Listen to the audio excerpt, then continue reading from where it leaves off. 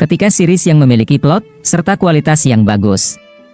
Akan tetapi adaptasi animenya tidak dieksekusi dengan baik. Maka akan menjadi apa series tersebut?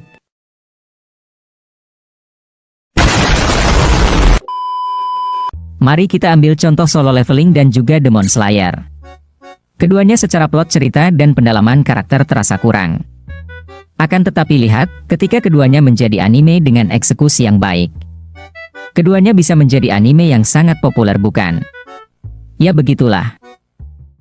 Halo semuanya, kembali lagi dengan admin yang jenius ini. Selamat datang di segmen Ocehan Gak Jelas Mimin.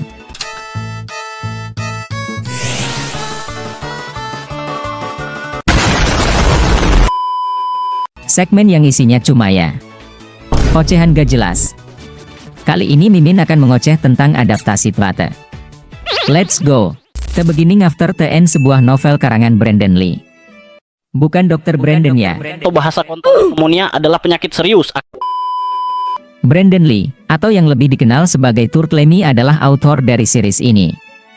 Brandon sepertinya mengambil inspirasi dari novel Mushoku Tensei untuk membuat karyanya.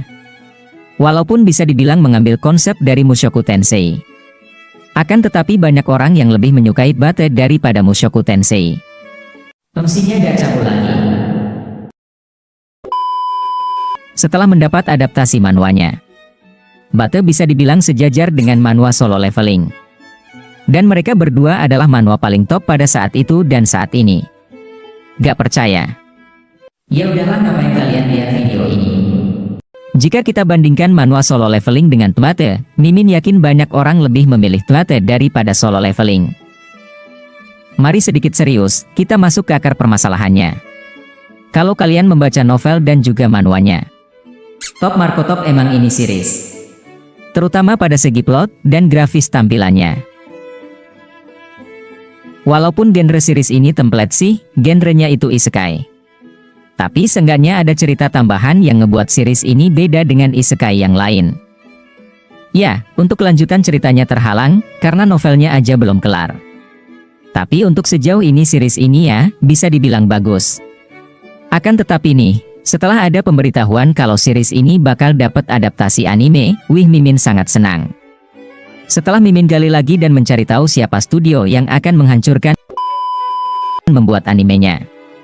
Ekspektasi Mimin agak buruk. Studio yang membuat adaptasinya itu Studio Arcade. Setelah adaptasi animenya rilis, sesuai dugaan Mimin. Jujur, dari segi animasi dan pembuatan karakternya, agak-agak ya. Mimin rasa kalau studio ini itu terasa kurang persiapan yang membuat eksekusi hasilnya kurang baik, atau bahkan hancur. Seperti yang Mimin katakan di awal video, kenapa Solo Leveling bisa sepopuler itu padahal plotnya bisa dibilang mid atau biasa aja. Itu karena studio A1 Picture mempersiapkan dan mengeksekusikan Solo Leveling dengan sangat baik. Yaitu sih keluhan dari Mimin, Studio Arcade sepertinya kurang persiapan aja. Mari kita lihat ke depannya akan bagaimana. Apakah akan diperbaiki dan ditingkatkan, atau akan tetap sama? Let's see. Mari kita sedikit membahas tentang plot series Bate ini yang Mimin tangkap. Intinya ada seorang raja yang bernama Grey yang secara misterius tereinkarnasi ke sebuah benua bernama di Chathen. Ya, secara jalan cerita standar seperti anime isekai lain, yang membedakan series ini dengan isekai lain itu justru dari inti konflik dan di pertengahan ceritanya. Jujur saat Mimin pertama kali membacanya, di awal-awal chapter akan terasa standar dan bisa dibilang boring. Tapi setelah Mimin membacanya sampai di pertengahan chapter, Mimin sadar kenapa di awal-awal ceritanya dibuat seperti itu. Ya karena di awal-awal chapter, kita diperlihatkan pendalaman karakter Arthur. Oh ya, Arthur ini Raja Grey ya. Di pertengahan chapter kita diberikan sebuah flashback Arthur di dunia sebelumnya. Singkatnya dia di dunia sebelumnya Arthur adalah seorang yatim piatu yang harus bertahan di dunia yang gak jelas lah. Ya, intinya di awal-awal cerita kalian mungkin akan terasa bosan. Akan tetapi setelah chapter masuk ke sekolah dan berlatih di tempat para Ashura, disitulah keseruannya cuy. Mimin melihat series ini itu memiliki slow passing. Apa itu? Intinya teknik menceritakan kisah dengan tempo yang lambat. Sebagai perbandingan, mungkin Bleach menjadi jawabannya. Bleach di awal-awal boring banget cuy.